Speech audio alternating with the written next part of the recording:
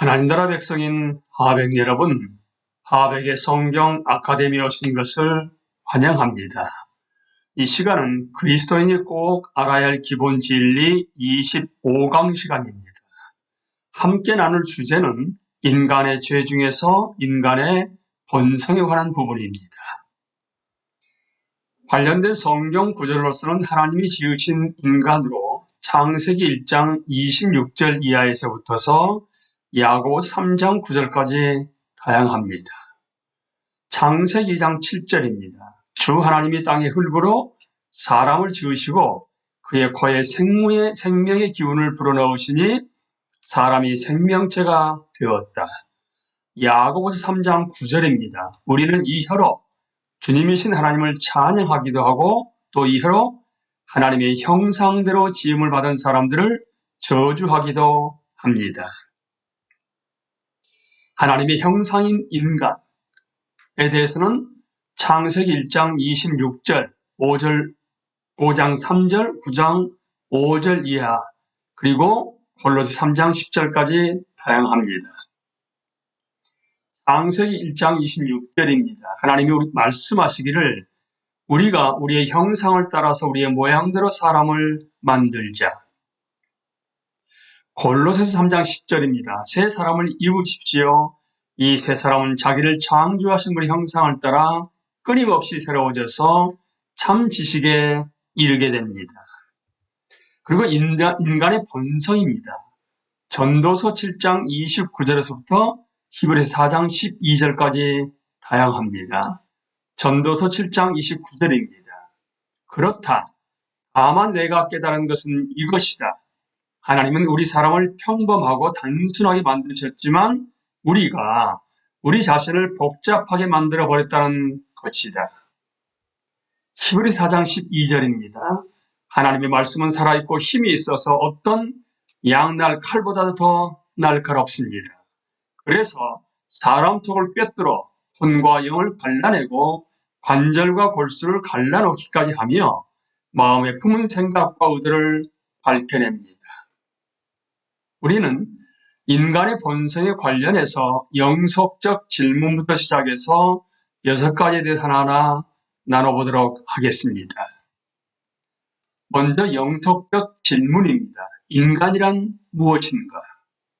오래전 시편 기자가 던진 이와 같은 질문은 오늘날에도 여전히 해결되지 않은 채 우리를 괴롭히고 있습니다.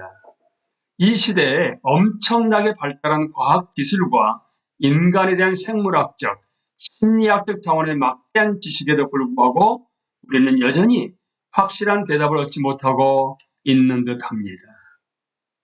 그러나 한 가지 확실하게 주장할 수 있는 바는 현재 인류가 역사상 유례없을 정도의 위험에 처해 있다는 것입니다. 핵전쟁의 직접적 위험이 매우 컸던 냉전 사태를 벗어났음에도 불구하고 인류의 장기적 생존은 여전히 문제에 봉착해 있습니다. 예전에 초강대국들 사이에서 상당한 수준의 행복이 감축이 있었지만 그럼에도 핵전쟁으로 인한 자멸 가능성은 사라지지 않았습니다. 냉전 시대의 양극성은 일반적으로 추정된 바와 달리 사실상 사라지지 않았는지도 모릅니다. 게다가 오늘날에도 세계 문명들을 거점으로 새로운 권력 진영들이 등장했는데 그들은 민족과 종교에 기초한 열광적 결속과 충성을 나타내며 세계 곳곳에서 테러 행위를 일으키고 있습니다. 핵무기가 이런 진영의 수중에 들어갈 가능성은 단지 시간 문제인 것 같습니다. 국제회의가 위협적 오염물질의 한수위를 더 높이는데 동의했음에도 불구하고 생태학적 위기는 계속 심화되고 있습니다. 세계 인구는 계속 증가하여 제한된 식량 다원의 문제가 더 심각해지고 있습니다. 새로 출현한 치명적 바이러스가 세계 여러 지역에서 수많은 인간의 생명을 앗아가고 있습니다. 세계 평화와 세계 공동체에 대한 위협을 내포하는 거대한 빈부격차는 줄어들 기미가 전혀 보이지 않고 오히려 더 증가하는 상황입니다. 많은 천문학자들은 지구와 우주의 쓰레기 일부가 충돌하여 지구 생명체에 막대한 피해를 끼칠 가능성을 우려합니다. 멋진 신세계는 인간을 계속 따라다니지만 결코 실현되지 않을 불가능한 희망일 뿐입니다. 이런 불확실성의 시대에 궁극적인 인간학적 질문들은 여전히 해답을 기다리고 있습니다. 우리는 무엇인가? 우리는 어디에서 왔는가? 우리 삶의 의미는 무엇인가? 오래전부터 이어진 인간의 투쟁의 최종적 의미란 존재하는가? 미래는 어떻게 될 것인가? 우리는 어디로 가고 있는가? 세속 인간학이 이런 질문에 뚜렷한 대답을 제시하지 못하는 상황에서 기독교적 대답의 타당성은 돋보입니다.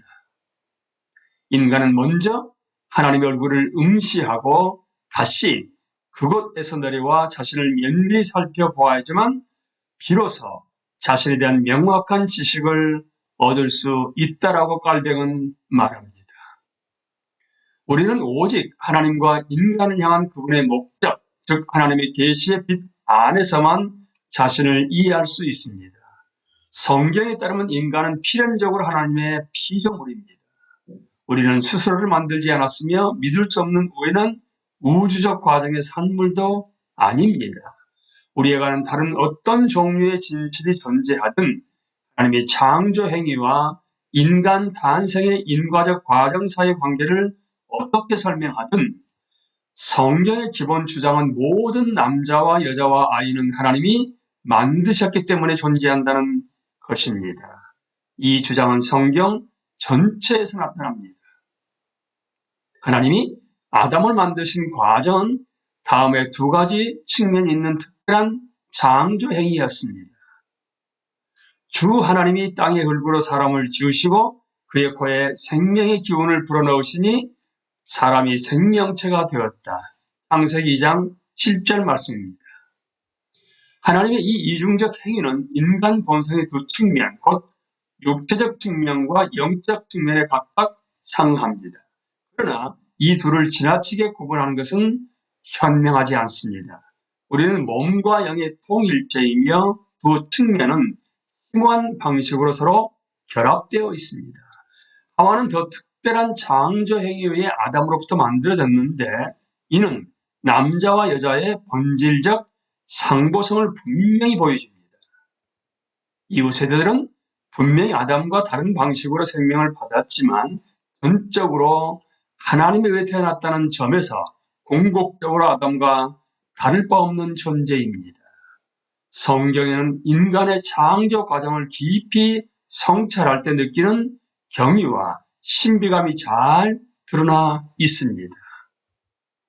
창조될 때부터 인간은 하나님께 특별한 위엄을 부여받았으며 하나님 아래서 세계를 통치하는 자로 임명되었고 세계를 소유하고 주관하며 다른 피조물을 다스리라는 부름을 받았습니다. 비록 우리는 타락한 처지이지만 그럼에도 인간 본래의 고귀함과 위엄을 결코 부인할 수 없습니다. 이제 하나님과의 관계에서의 첫 번째인 생명의 기원으로 넘어갑니다. 창조주를 거부하는 사람들은 생명의 출현을 우연이라는 관점에서 설명합니다. 장구한 세월이 흐르는 동안 어떤 태고의 물 웅덩이에서 아주 특별하고 복잡한 일련의 반응과 결합을 통해 생명체로 정의할 수 있는 특성을 지닌 원형질이 마침내 만들어졌다는 것입니다. 이런 조건의 재현을 시도하는 여러 실험들을 둘러싸고 시험관에서 과연 생명을 창조할 수 있는지, 이것이 기독교의 창조 교리에 어떤 의미인지 등 많은 질문이 되게 되었습니다. 이에 대한 답변은 다음과 같습니다. 첫 번째, 시험관에서 생명을 만들어낼 가능성에 대해 과학자들 간의 의견이 일치하지 않습니다. 두 번째, 비록 그런 창조가 이루어진다 해도 성경의 가르침과 본질적으로 모순되는 내용은 나타나지 않을 것입니다. 하나님은 명백히 자기 계시를 통해 우리가 하나님을 따라 그분의 생각을 고찰하고 그분의 창조적 작품을 다른 측면에서 모방하도록, 예를 들게 되면 식물이나 동물의 새로운 품종을 만드는 방식으로 다른 측면에서 모방하도록 허락하셨습니다. 세 번째, 실험의 많은 부분이 이미 여기 존재하는 생명에 의존합니다. 네 번째, 우연히 지구에 생명이 만들어질 가능성은 거의 희박합니다. 선도적 생화학자이자 영국 왕립협회 전 회장이었던 딕스는 이러한 불가능성을 두고 지구상에 생명의 기원이 생겨나는 것은 우주 역사에서 가장 가능성이 낮은 사건이라고 표현했습니다. 우리는 이미 앞에서 우주가 인간이 등장할 수 있는 환경이 되도록 미세하게 조정되었다는 매우 인상적인 증거를 언급했었습니다. 선도적 물리학자인 F.J. 다이슨은 이렇게 말합니다. 우주를 탐구하고 그 세부 구조를 연구할수록 어떤 의미에서 우주는 우리가 등장할 것을 미리 알고 있었다는 증거를 더 많이 발견하게 된다.